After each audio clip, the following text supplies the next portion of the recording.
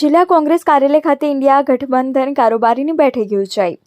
જિલ્લા કોંગ્રેસ સહિત આમ આદમી પાર્ટીના હોદ્દેદારો અને કાર્યકર્તાઓ મોટી સંખ્યામાં રહ્યા ઉપસ્થિત। જિલ્લા કારોબારીની બેઠકમાં કોંગ્રેસના ઉમેદવાર જ્ઞાનીબેન ઠાકોરને જંગી બહુમતીથી જીતાડવા માટે કરાયું આયોજન।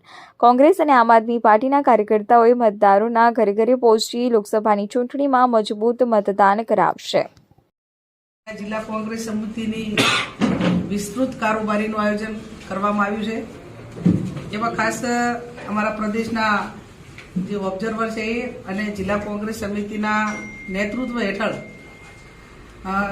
લોકસભાની ટિકિટો જાહેર થઈ ગઈ છે બનાસકાંઠાની અને મતદાનની તારીખ પણ નક્કી થઈ ગઈ છે। 7/5/2024 રોજ મતદાન યોજાવાનું છે। ત્યારે બનાસકાંઠો ગુજરાતનો સૌથી મોટો જિલ્લો છે।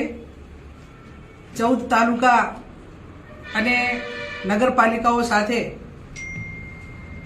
2000થી પણ વધારે બૂથો, 1100 જેટલા ગામો અને 21 લાખ જેટલા મતદારો જ્યારે હોય ત્યારે સ્વાભાવિક છે કે એટલા સુધી પહોંચવું એ કોઈ ઉમેદવાર કે એક વ્યક્તિ માટે અશક્ય છે, પણ ટીમ કામ કરે ત્યારે આવનાર સમયમાં દરેક તાલુકા કક્ષાએ જિલ્લા પંચાયતની સીટ વાઇઝ અને શક્ય હોય તો તાલુકા પંચાયતની સીટ વાઇઝ લોકસંપર્ક કરવા માટેનું પ્લાનિંગ આજની આ મિટિંગમાં કરવામાં આવશે।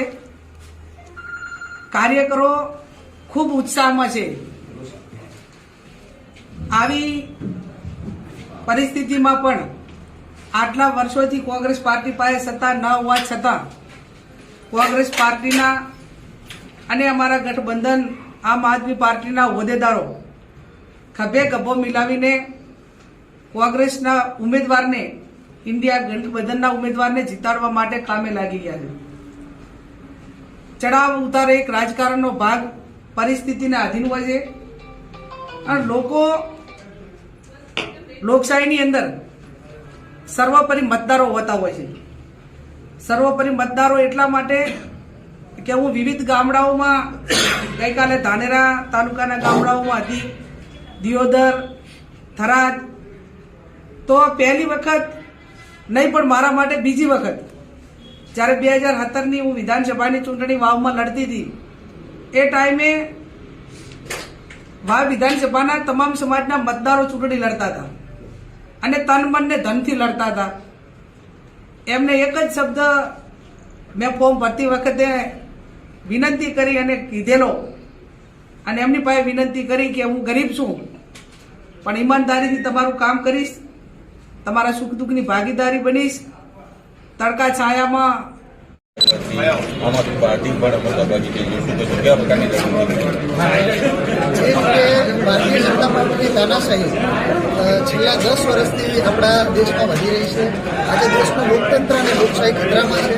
આજે બેરોજગારી જે ભારત દેશમાં આટલી બધી વધી રહી છે, ખેડૂતોના પ્રશ્નો હોય કે પછી શિક્ષણના પ્રશ્નો હોય કે આરોગ્યના પ્રશ્નો હોય, આના ઉપર કોઈ ધ્યાન આપતું નથી અને જ્યારે લોકશાહી ખતરામાં હોય ત્યારે આજે રાષ્ટ્રીય કોંગ્રેસ નેતૃત્વ અને આમ આદમી પાર્ટી ભેગા મળી અને ઇન્ડિયા ગઠબંધનના નેજા હેઠળ જ્યારે ગુજરાતમાં ચૂંટણી થતી હોય ત્યારે અમે બનાસકાંઠામાં પણ આજે જે કોંગ્રેસ અને આમ આદમી પાર્ટી ભેગી થઈ અને વિસ્તૃત કારોબારી લીધી છે।